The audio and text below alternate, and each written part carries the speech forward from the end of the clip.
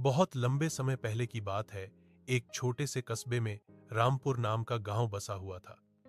गांव के बीचों बीच एक बड़ा सा हवेली जैसा घर था, जहां ठाकुर वर्मा परिवार रहता था। ठाकुर वर्मा के पास जमीन, गाय, बैल और कई दास परिचारक थे। पर उस परिवार का एक नौकर, जिसके नाम मोहन था, सबसे अलग अलग था। वह ईमानदारी और सादगी का पारा ही था। मोहन के बाल काले, आंखें तेज और दिल गोरा था। वह गांव के किसी छोटे से घर का था। माँ बाबा स्वर्ग सिधार चुके थे, इसलिए मोहन ने बचपन से ही मेहनत की थी। उसने पढ़ाई बीच में ही छोड़ दी थी, पर सोचने समझने में तेज था। वह सुबह सबसे पहले उठता, आंगन साफ करता, घर के सामान संभालता और किसी भी काम को चुपचाप पूरी लगन से करता, चाहे वह रसोई में चूल्हा जलाना हो या ठाकुर साहब की घड़ी ठीक कराना। ठाकुर वर्मा साहब बड़े आदमी थे, रस्मी तौर पर गरिमामय, पर घर के अंदर कई तरह की हलचलें चलती रहती थीं। उनकी पत्नी शांत स्वभावी, पर दूसरों की बातों में जल्दी आ जाने वाली थी। उनका एक बेटा वीरेंद्र शहर में पढ़ता था और महीनों में एक बार आता था। हवेली के बाकी नौकरों में अक्सर झूठ, फरेब और चालबाजी होती रहती, पर मोहन ने अपना सिर झुकाया और ईमानदारी से काम करना जारी रखा। एक दिन ठाकुर साहब के पास शहर से एक बड़ा सौदा आया। गांव की जमीन का एक हिस्सा बेचकर बड़ा मुनाफा मिलेगा। परिवार के कुछ लोग लालच में आकर उस जमीन के कागज पलटने लगे। कागजों में एक पुराना कागज छिपा हुआ था, जो दिखाने के लिए था कि जमीन का एक हिस्सा किसी और को दे दिया गया था। सारे लोग बिना सोचे समझे चाल चलने लगे। कई नौकरों ने कहा कि ठीक कर दीजिए, कोई क्या जानेगा। लेकिन मोहन की नजरें उस कागज पर पड़ी।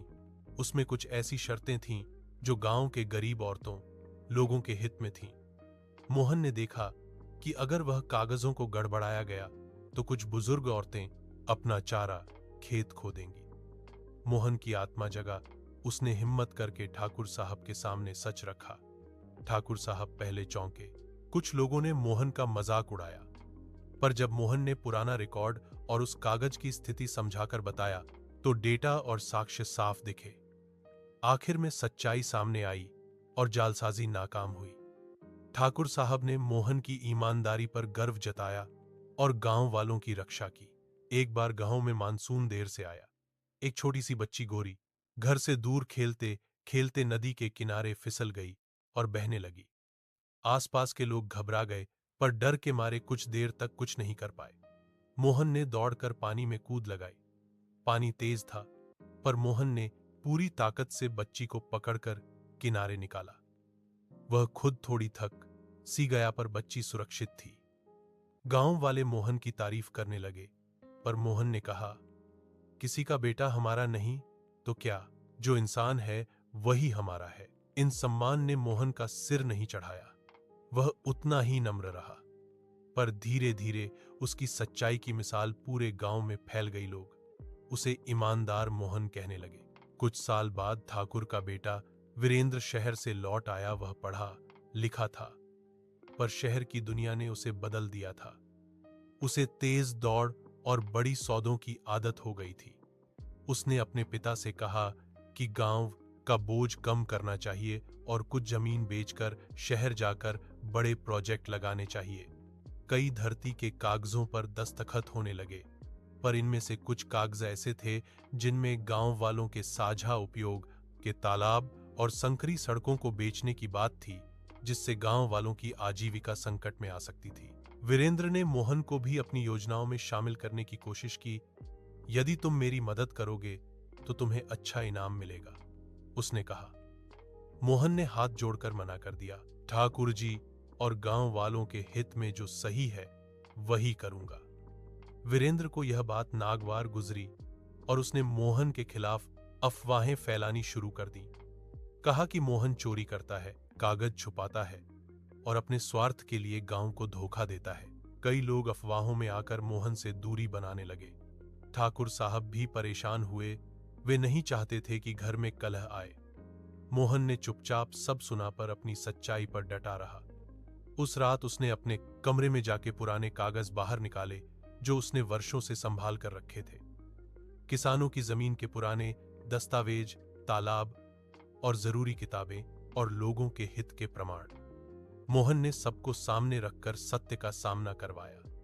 जब सच सामने आया तो लोग शर्मिंदा हुए और वीरेंद्र ने अपने किए पर पछतावा जताया। ठाकुर परिवार ने मोहन से माफी मांगी और मोहन का नाम गांव में और भी ऊंचा हुआ। ठाकुर परिवार ने मोहन को पुरस्कृत करना चाहा। उन्हें लगा कि मोहन की ईमानदारी की कीमत कुछ देनी चाहिए, पर मोहन ने कहा, मुझे कोई इनाम नहीं चाहिए। मेरे लिए सबसे बड़ा इनाम यह है कि गांव में बच्चा सुरक्षित घूमे, बीबी का चूल्हा जले और बुजुर्गों को उनकी जमीन से कोई नहीं छेड़े। ठाकुर साहब ने मोहन की सादगी देखकर ठान लिया कि वे गांव के सार्वजनिक कार्यों में मोहन की सलाह लेंगे और उसे आधिकारिक जिम्मेदारी देंगे।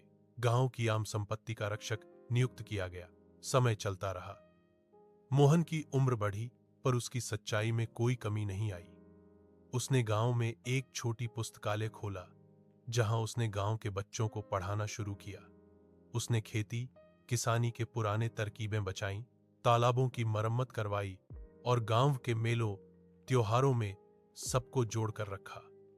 लोगों ने उसे आंचल की तरह अपनाया। जो लोग पहले उसके खिलाफ थे, वे अब उसके साथ बैठकर चाय पीते और उसके अनुभव लेते। एक दिन मोहन बिस्तर पर लेटा और चारों ओर से गांव के बच्चे उसके पास आए। वे सब कहानियां सुनने के लिए बैठे थे। मोहन ने धीरे से मुस्कुराते हुए कहा, बेटा, ईमानदारी कोई भारी वजन नहीं है। यह तो वो चिराग है जो अंधेरे में रास्ता दिखाता है। कभी कभी तुम्हें अलग होने का दर्द भी झेलना पड़ सकता है, पर सच्चाई का फल हमेशा मीठा होता है। मोहन की मृत्यु के बाद गांव ने उसकी याद में एक छोटा सा चबूतरा बनवाया और वहां एक पुस्तकालय की दीवार पर लिखा गया, यहां मोहन की कहानी सिखाती है, सच्चाई, दया और सेवा से बड़ा कोई धर्म नहीं। हर साल उस दिन गांव वाले मोहन की स्मृति में त्योहार मनाते, बच्चे उसकी कहानी सुनते और नए नए कार्य करते। मोहन की जिंदगी ने यह साबित कर दिया कि एक ईमानदार नौकर न केवल अपने मालिक की ईमानदारी बचा सकता है, बल्कि पूरे समाज की बुनियाद को भी मजबूत कर सकता है।